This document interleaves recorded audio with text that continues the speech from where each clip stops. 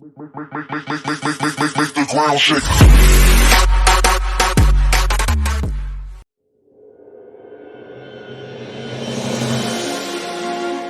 How can we ensure that we're changing with times, technology, culture, politics, and tastes, rather than just trying to beat our competitor? And you see it across industries. Publishing, for example.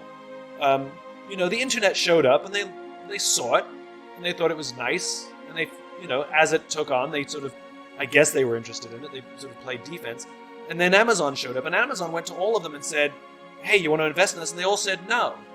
Well, now they're all playing catch-up. They're all playing defense. Netflix went to Blockbuster and said, "Want to buy us?" And Blockbuster said no. The rest of the TV and movie industry were too busy comparing who had higher ratings.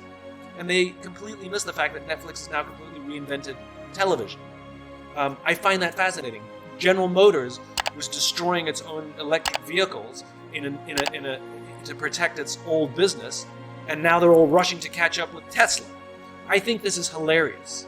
And it's the little companies, the Netflixes, the Amazons, the Teslas, that get ignored, that aren't seen as a threat, that end up defining and redefining entire marketplaces.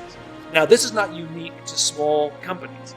Big companies can absolutely redefine. The problem is big companies are more obsessed with their finite goals.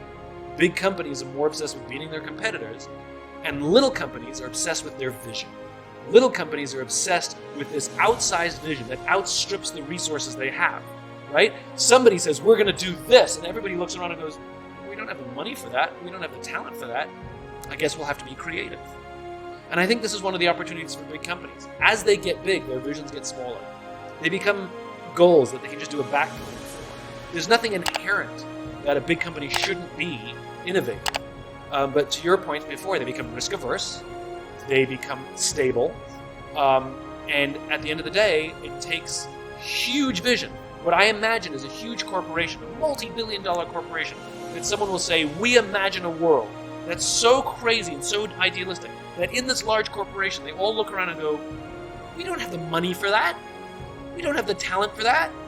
I guess we'll have to be creative," which scares the heck out of the investor community. But remember, all of those companies were founded by, whether it's your Steve Jobs or all of these companies, Salesforce, they all started by young people who had no experience and only had vision.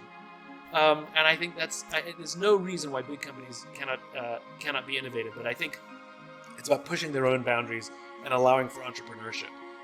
And inherent in entrepreneurship is failure. You can't experiment without failing. I remember talking to a CFO of a big company once, and he told me that he has two priorities for the company: innovation and efficiency. I said, "Good luck with that. There's nothing efficient about innovation because you have to keep trying something over and over again. There's nothing efficient about that."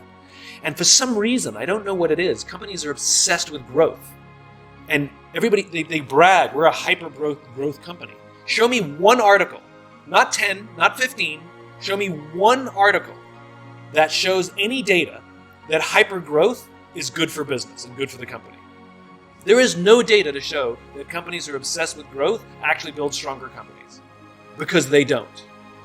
And so it is a fool's errand that is promoted usually by an incentive structure that rewards short-term benefits. I think what companies can do is start to look at their incentive structures and start rewarding things like teamwork, ethics, and long-term gain. And guess what? You'll get the behavior you reward.